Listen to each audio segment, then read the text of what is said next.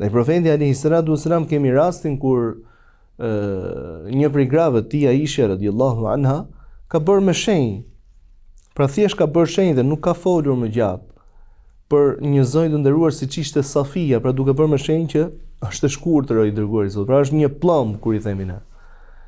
Thot profeti alayhi salatu wasalam, ke bërë një vepër, pra shenja, apo ke thënë një fjalë që nëse do të përzihej me ujin e detit do ja ndryshonte kriteret ose cilësitë, apo do të mjaftonte domethënë si gjunaf për banorët e Medinës, rujna Zot. I thotë i dërguari Allahu, domethënë unë thash një realitet. Thot fakti që the një realitet e bën të tillë se po të ishte shpifje do të ishte akoma dhe më keq.